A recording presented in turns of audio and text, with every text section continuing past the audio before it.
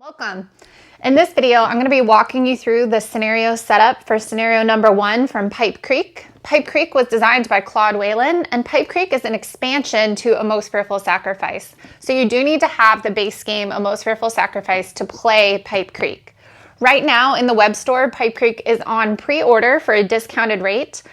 This rate is going to go back up to the normal MSRP in December when the game comes in. So it's going to start shipping in December, just as long as nothing goes wrong. And it is on schedule, which is great news. So if you want to get that pre-order rate, go ahead and order it in the web store now. Thanks again for watching this video. Please don't forget to like and subscribe and leave any comments for any questions that you might have or anything else that you'd be interested in seeing about Pipe Creek.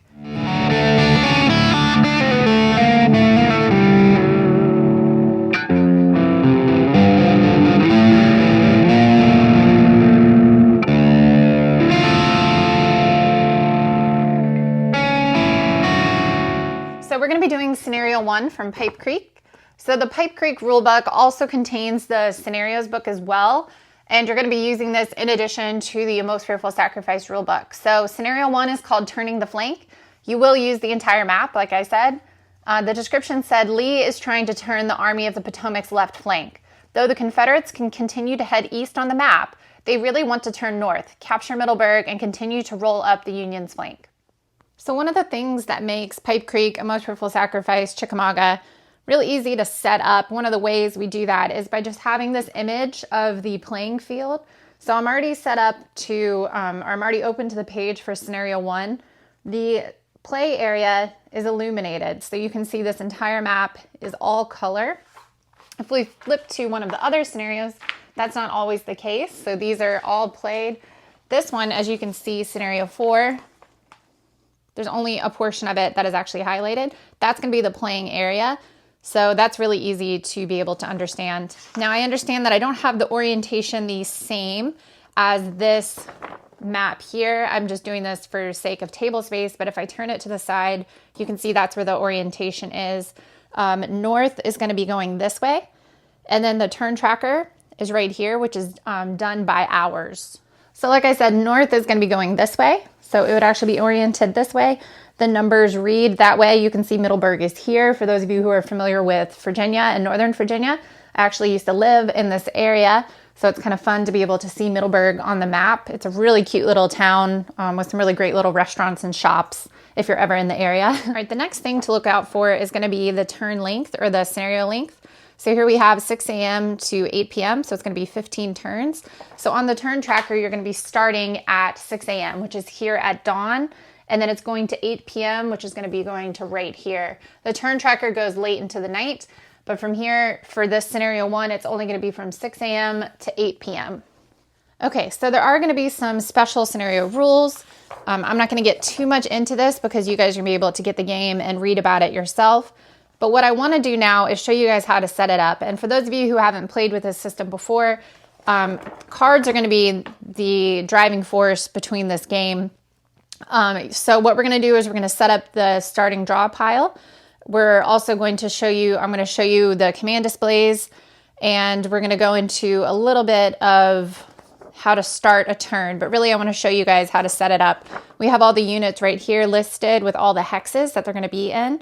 So I'm going to go ahead and start pulling some of this stuff out so that I can get it set up, starting with the card draw pile. Okay, so getting the card draw pile set up correctly is crucial to these games. So I have pulled out the cards from Most Fearful Sacrifice and Pipe Creek, and I have them organized, even though it looks kind of messy right now.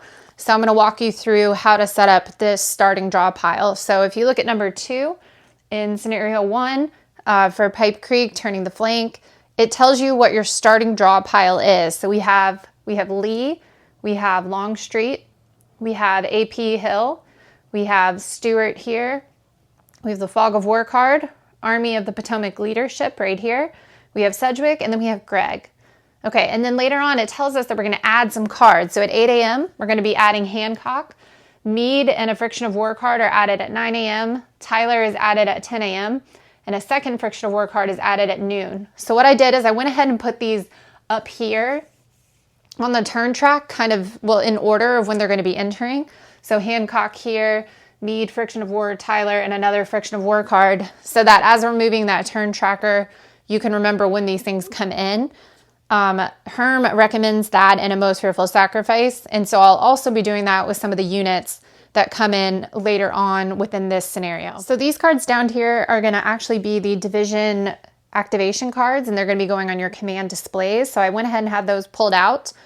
Over here on the side, those are not actually being used in the scenario right now. These are just being separated so that I could see them as I was pulling out cards. You probably know this from if you've seen my other videos, but all of the Pipe Creek cards have a little PC, as you can see down on the right. So that really helps you when you're putting the games away to be able to organize what is a Most Fearful Sacrifice and what is Pipe Creek, because obviously you need the backs of the cards to be the exact same, or else you would know what is coming up when you're drawing them out of the pile. So the designation between the two games is with that PC in the bottom right-hand corner. Okay, so like I said, these are the division activation cards. They're going to be going on the command displays. This is part of our starting card draw pile. In addition to that, we're also going to need to go and get our key event cards and then some of the random event cards that are going to come through. And I have those separated up here. So these are the ones from a Most Fearful Sacrifice, right here, the Union and the Confederates. And then I have the 4 new ones from Pipe Creek. So there are 4 new ones, the March to the Sound of the Guns cards for both sides. And they are, one of them slightly different. There's 2 number 1s and 2 number 2s, and they're slightly different.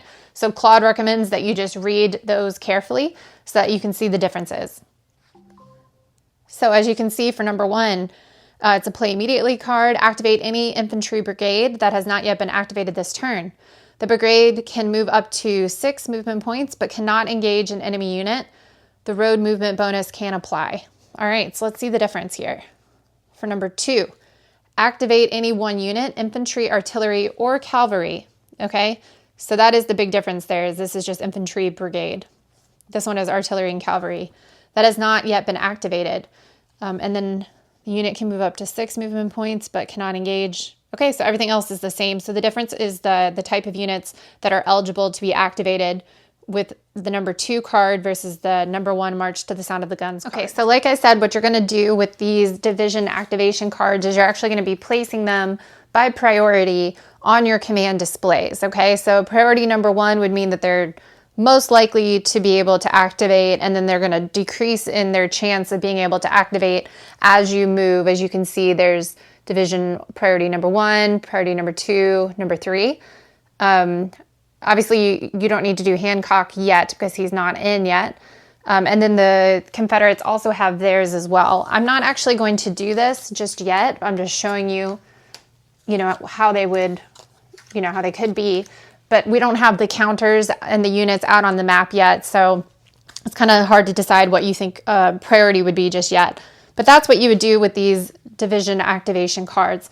So I'm going to go ahead and move this to the side. We're going to finish setting up the card draw pile, and then we're going to pull the units out, and then we can talk more about the command displays. Okay, so now what we need to do is we need to select our 2 key event cards.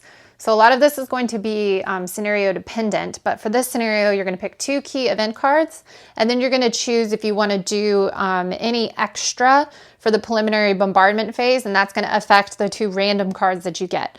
So you're secretly, as the Union player and as the Confederate player, you're going to draw out 2 key event cards. These are the ones that you get to pick. So these are the ones that you know are going to be coming, but something might mess with them. And you pick 2 out and you put them in the card draw pile. All right, so since I'm just setting this up, I guess it doesn't matter too much, but I've picked out my 2 key cards. Here we have Rebel Yell, and then I'm also going to pick out Fast Courier, and then those are going to be face down in the card draw pile. The Union player would not know that I picked those. For the Union, we have Faulty Fuses, and then March to the Sound of the Guns number 2, which is one of those new Pipe Creek cards I was telling you about. So all face down right here. Next, what we have to do is actually shuffle the different decks here for the random event cards. Like I said, you're going to actually draw 2 of these, and that's what this scenario says. It is scenario dependent. And if you chose to do an extra artillery attack in the bombardment phase, preliminary bombardment phase, you would actually draw 1 less card. So let's say that we didn't. You would randomly draw 2, and you would add it here. I don't know what they are. And then the same thing for the Confederates as well. let's say that they're not doing any extra attacking in that preliminary bombardment phase.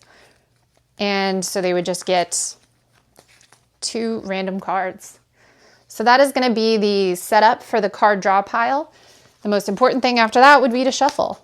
And then this is going to be the pile that you're drawing from to activate, to see what random events happen, all kinds of fun and chaos. So one more clarification about the preliminary bombardment phase. So like I said, you can decide to not have one of those random event cards and do an extra artillery attack there. So the only thing is that this is going to be secret as well. I don't think I mentioned that. So it's going to be secretly decided. You know that if you played a Most Fearful Sacrifice.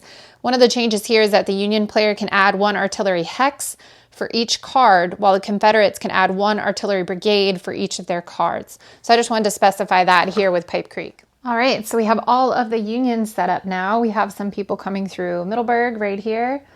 Some, as you can see here farther north on the map. Just go ahead and kind of show you what we have going on. You can see I've just moved the command displays over there. We'll set those up in a minute. I cleaned up some of the cards over here. That's our draw pile. These are the event cards that will be shuffled back in ensuing turns. And then those are the other cards that are going to come in later on in the game.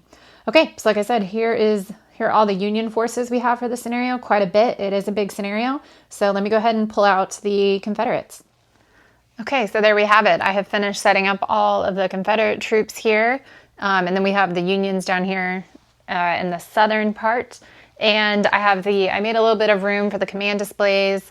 And then I also put the card draw pile here and cleaned up some of the cards around. So this would basically be the setup for Pipe Creek to get you going.